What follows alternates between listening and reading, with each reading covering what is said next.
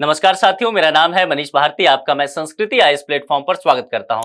साथियों, आप लंबे समय से किसी एग्जाम की तैयारी करते हैं, दिन रात उसमें खुद को झोंक देते हैं। आपके साथ आपका परिवार भी वो पूरे सफर में संघर्ष करता है। आप फिर परीक्षा देने भी जाते हैं अपनी पूरी तैयारी के साथ, लेकिन एग्जाम हॉल से आपको निकल के ये पता चलता है कि आपने वर्षों तक जिस परीक्षा की तैयारी की है, आपका परीक्षा भी बहुत अच्छा गया है, लेकिन वह जो प्रश्न पत्र है वह एग्जाम से पहले ही बाजार में उपलब्ध था, यानी कि वह प्रश्न पत्र लीक हो गया है। जरा सोचिए फिर आपके मन मस्तिष्क पर क्या असर पड़ेगा। ये जो मैं बातें कह रहा हूं, यह दरअसल जो है यूपीपीएससी आरओ एआरओ एग्जाम, जो कि अभी हाल ही में पिछले रविवार यानी कि 11 फरवरी 2024 को संपन्न हुआ है। समीक्षा अधिकारी और सहायक समीक्षा अधिकारी के जो एग्जाम हुए उससे संबंधित बातें कह रहा हूं।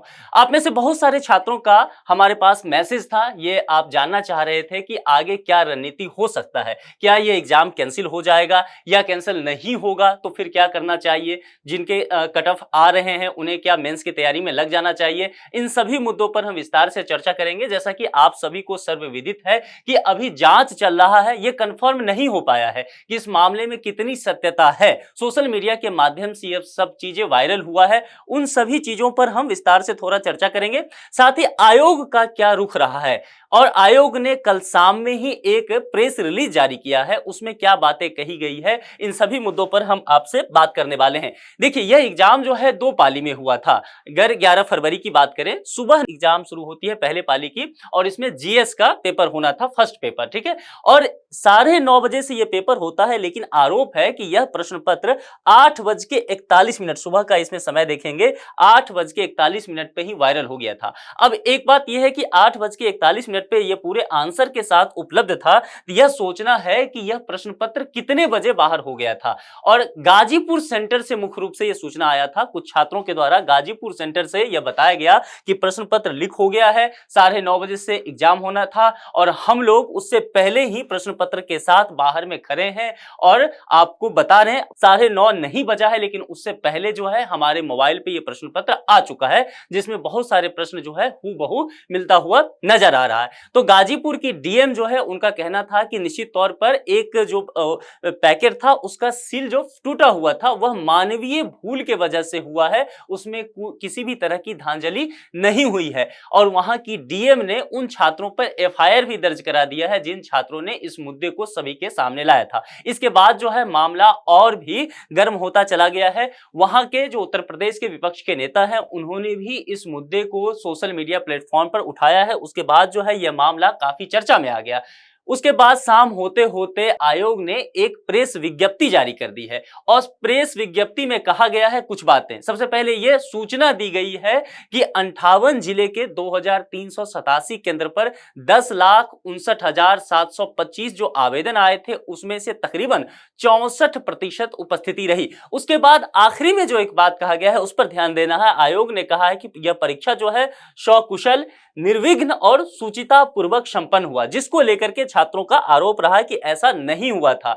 अब आयोग के तरफ से जब ये प्रेस विज्ञप्ति आया, उसके बाद भी यह मामला सोशल मीडिया पर चलता रहा, लगातार ये चीजें देखी जाती रही, और कुछ छात्रों का आरोप रहा कि जो प्रश्न एग्जाम में पूछा गया था वह प्रश्न 1-2 दिन पहले से ही विभिन्न टेलीग्राम चैनल पे, व्हाट्सएप चैनल पे कुछ प्रश्न पूछे जा रहे थे कि इसका पर्यायवाची शब्द क्या हो सकता है, या इस प्रश्न का सही जवाब क्या होगा, और वही प्रश्न देखा गया कि एग्जाम में भी आया है। ध्यान रखना है कि यह आरोप है, अभी इन सब चीजों की जांच चल रही है। अब इसमें कितनी सत्यता है या ये झूठ है, ये सभी चीजें जो है अभी जांच का विषय बना हुआ है। यहां पर आरोप को लेकर के हम बात करें, ये मामला देखिए लगातार जब है विभिन्न न्यूज़पेपर के जरिए भी सामने आने लग गया, उसके बाद जो है कई पार्टी के विपक्ष के नेता इस मुद्दे पर लगातार चर्चा करते रहे, और फिर आयोग ने एक प्रेस नोट फिर से जारी किया।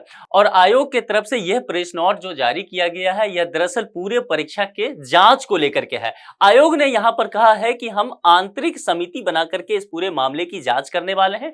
दूसरी बात, आयोग ने प्रशासन से सिफारिश की है कि पूरे मामले की एसटीएफ से जांच करा लिया जाए। एसटीएफ कहने का तात्पर्य है Uttar Pradesh police special task force से इसे जांच करा लिया जाए, ताकि जो है मामले की पारदर्शिता बनी रही, और जो भी जांच में आएगा उसके हिसाब से आगे का निर्णय लिया जाएगा। यहां ध्यान रखना है, आयोग ने यह नहीं कहा है कि मैं पेपर कैंसिल करने जा रहा हूं, या ये नहीं कहा है कि यही पेपर होगा, आगे आप मेंस की तैयारी कीजिए। आयोग ने स्पष्ट रूप से कहा है कि आयोग द्वारा उचित निर्णय लिया जाएगा। ये पूरे जो जांच का निर्णय आएगा उसके बाद कुछ निर्णय लिया जाएगा। लेकिन इसको लेकर के छात्र जो है फिर सोशल मीडिया पे लिख रहे हैं कि इससे पहले भी कई परीक्षा के प्रश्न पत्र लीक हुए थे, जांच कमेटी बिठाई गई थी, उसका कोई फायदा नहीं हुआ और छात्र को ही अंततः नुकसान झेलना पड़ा। इन सभी चीजों पर लगातार बातें हो ही रही थी कि एक न्यूज चैनल ने एक व्हाट्सएप चैट जारी कर दिया और व्हाट्सएप चैट में बहुत स्पष्ट ये लिखा हुआ है कि जो पेपर की डील कर रहा है उसमें यह बताया गया है कि आपको रात में 1-2 बजे तक प्रश्न पत्र मिल जाएगा और इसके लिए 25,000 रुपये तक आपको देने होंगे। ध्यान रखना है, यह न्यूज चैनल के द्वारा कहा गया है। अब इसमें कितनी सत्यता है यह भी जांच का विषय हो जाएगा। इसके बाद जो है लगातार जो है छात्र डिमांड करते हुए आयोग की घेराबंदी करते हैं, वहां कैंपस में पहुंच जाते हैं। आयोग के तरफ से एक अधिकारी आते हैं, छात्रों की सारी बातें सुनते हैं, उनके द्वारा कहा जाता है कि मामले पे अभी जांच चल रही है, लेकिन छात्रों का लगातार कहना है cancel RO ARO exam, UP PSC we demand re exam, यानी कि इस प्रश्न पत्र को कैंसिल कीजिए और री एग्जाम लीजिए। यह बातें लगातार कही जा रही है। उसके बाद यह देख लीजिए कि उत्तर प्रदेश में बहुत सारे ऐसी परीक्षाएं हुई है जिसका प्रश्न पत्र लीक हुआ है। 2016 में आरओ एआरओ का जो एग्जाम हुआ था उसमें भी प्रश्न पत्र लीक हुआ था, फिर उसका परीक्षा 2021 में लिया गया था, जिसका इतिहास काफी पुराना रहा है।